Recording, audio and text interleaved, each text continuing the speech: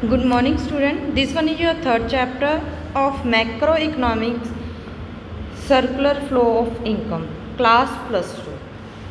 Structure of macro income and four major sector of economic. Producer sector.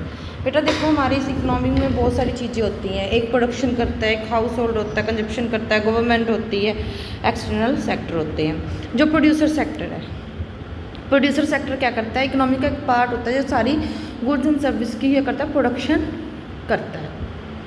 यहाँ पे land, labour, capital सब कुछ लगी होती है। हाउस होल्ड सेक्टर वो सेक्टर बेटा जो प्रोड्यूसर सेक्टर ने गुड्स एंड सर्विस प्रोड्यूस किया उसको कंज्यूम करता है, उसकी कंजप्शन करता है। और house hold sector producer sector को क्या देता है? अपनी सर्विसेज प्रोवाइड करता है। जैसे वहाँ पे लैंड लेबर की तरह काम करता है, अपनी लैंड रेंट पे देता है, अपनी कैपिटल फॉर इंटरेस्ट पे देता है। गवर्नमेंट सेक्टर प्रोड्यूसर सेक्टर और हाउस होल्ड सेक्टर दोनों के लिए काम करता है।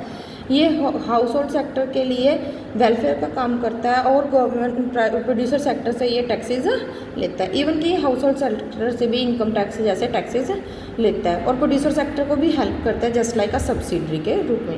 एक्सटर्नल सेक्टर होते हैं modern age in globalisation, hence every country is involve import and export goods.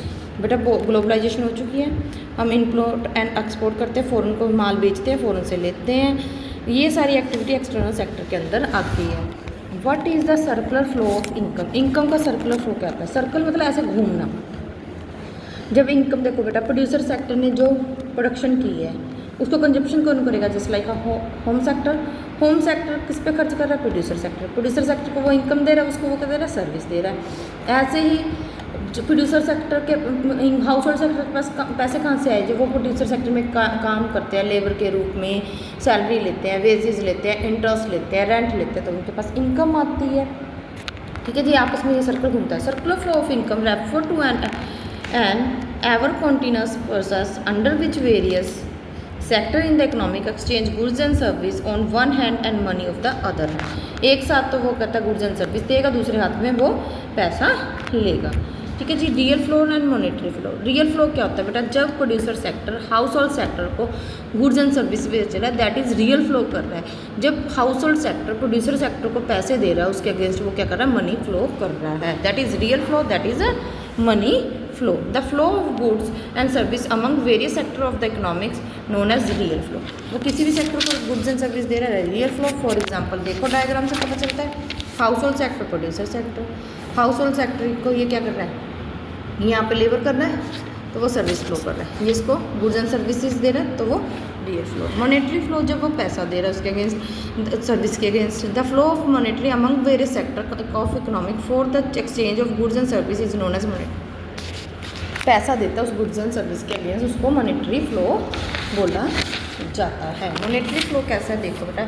House hold sector पे करता है कंजप्शन के रूप में, वेजेस रेंट वगैरह के रूप में, इसको प्रोड्यूसर सेक्टर देता है। और ये producer sector household sector producer sector को क्या देता है? वहाँ पे कंजप्शन करता है, गुड्स एंड सर्विस की तरफ देता है पैसे। ये होते हैं real flow and money flow. ये सर्कल है, ऐसे ही चलता रहता है।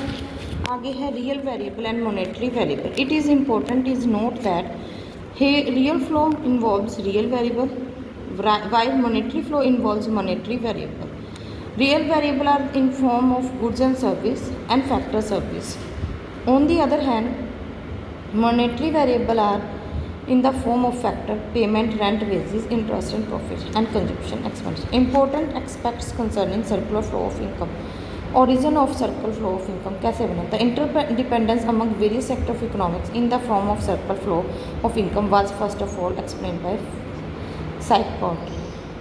द 18th सेंचुरी बेटा एक दूसरे पे डिपेंड होता है जिसके कारण circular dual nature and circular flow. ये डबल नेचर कहते हैं। Circular flow of income has double nature. Whenever there is real flow from one sector and it is another flow of एक sector real flow करेगा तो दूसरे side से क्या होगा? मॉनेटरी फ्लो होगा। Different between circular flow income flow. 2 sector, 3 sector, 4 sector. 2 sector में house hold और बेटा हाउस होल्ड प्रोड्यूसर सेक्टर आएगा। 3 सेक्टर में गवर्नमेंट भी आ जाएगी, household producer. 4th flow में रेस्ट ऑफ वर्ल्ड भी आ जाएगा। 2 sector simple 2 sector, 2 sector with financial. Simple 2 sector model क्या होता है? They are the inventor of the by government की एंट्री नहीं होगी। Financial sector is not present, वहाँ पे कोई बैंक वगैरह नहीं होगा। इकोनॉमिक क्लोज होगी, देयर इज नो सेविंग होगी, सारे के सारा उनका एक्सपेंसेस होगा। This one is this diagram, house hold sector, producer sector, वो उस पर एक्सपेंडिचर करते हैं, मॉनेटरी फ्लो करते हैं, फिर real flow, payment rent basis के रूप में मॉनेटरी फ्लो, सर्विस देते हैं, गुड्स देते हैं, real flow. Two sector with financial sector, जब टू सेक्टर में फाइनेंशियल सेक्टर आता है यानी बैंक भी इंक्लूड हो जाता है, तब इसका डायग्राम इस टाइप से बनता है। हाउस होल्ड अपनी सेविंग क्या करता है, बैंक में भी जमा कराते हैं, वो बैंक क्या करता है, उसको प्रोड्यूसर को देता है, फिर वो उससे मनी ले देता है। House hold producer sector savings में जाता है, उसको बोरो देता है। थ्री सेक्टर इकोनॉमिक्स में गवर्नमेंट आ जाती है बेटा। गवर्नमेंट इन तीनों को सेक्टर को क्या देती है, हेल्प देती है, इनसे क्या लेती है, इंटरेस्ट लेती है, टैक्सेस लेती है। फोर्थ सेक्टर इकोनॉमिक्स में बेटा अनदर सेक्टर वर्ड भी आ जाता है, दूसरे देशों से हम एक्सपोर्ट इंपोर्ट भी करते हैं। Import of circle flow of income, import of circle flow income, knowledge about the structure of economic, it various model of circle flow income, economic activity and economic transaction of various sector are the distinct, hence these models provide knowledge about the structure of economic, explain in the of interdependence different sector, एक दूसरे पे dependent है। various model of the circle flow of income also provide knowledge about the interdependence, for example two sector model circle flow of income and provide the knowledge of interdependence। Helpful in estimation of national income, it the model of circle flow of income provide knowledge about the activity of transportation various sector, the knowledge is generally useful in the estimation of national income। ये सब कुछ हमें national income लाने में help करती है, count करने में। देखो बेटा हमें पता चला कितने सेक्टर हमारी इकोनॉमी है, आपसे लेकिन आपस में कितनी नेशनल इनकम है, उन सबको आपस में ट्रांसपोर्टेशन करने में कैसे हेल्प करेगी, कैसे हम काउंट करेंगे, कौन सी चीज़ हमने नेशनल इनकम में ऐड करनी, कौन सी नहीं ऐड करनी। Knowledge about the function of economic कैसे काम करती है। Model of circle flow of income provide knowledge about the activity of various sector of the economic, this knowledge provide information about function of an economic। next है knowledge about the construction and extension of economic process, क्या क्या process है। it become clear from study of circle flow of income that saving, import and tax, ये सब होने चाहिए, saving होनी चाहिए, टैक्सेस होने चाहिए, or leakage of the circle flow of the income and these force lead to construction of income process. बेटा अगर आप ज़्यादा से ज़्यादा सेविंग करते हो बहुत ज़्यादा, तो क्या होगा, बिजनेस मार्केट में पैसा नहीं आएगा, लोग सेविंग पे ज़्यादा ध्यान रखेंगे तो खर्चा नहीं करेंगे तो फ्लो नहीं चलेगा। On the other hand circle flow of income are these the force of lead of construction of income process। on the other hand construction, investment, export and subsidy etc are injection of circle flow of income। Injection का क्या काम कर देते हैं बेटा, जब हम business में मार्केट में पैसा लगाते हैं, खर्च करते हैं, इन्वेस्टमेंट, वो जो अपनी सेविंग है ना उसको इन्वेस्ट करते रहते हैं कहीं ना कहीं, तो वो सर्कल में पैसा आ जाता है। इंजेक्शन होता है, हम वीक हो गए, बीमार हो गए, हमारे ताकत का इंजेक्शन लगा, हमारी बॉडी में जान आ जाएगी। वीकनेस है, ज़्यादा से ज़्यादा यूरिन पास हो गया, हमारे लूज मोशन लग गया, पेट खराब हो गया, दैट इज़ वीकनेस, तो हमारे शरीर में कमी आ जाएगी। तो हमारा ऐसे ही हमारी कंट्री इकनॉमी है, अगर उसमें बेटा हम ज़्यादा से ज़्यादा सेविंग रखेंगे, ज़्यादा से ज़्यादा सेविंग पैसे छुपा के फॉरेन की कंट्री के बैंक में पैसे जमा कराएंगे, हमारे देश में नहीं चलाएंगे, तो हमारा देश क्या होगा, वीक हो जाएगा, इकोनॉमिक लीकेज स्टार्ट होगी।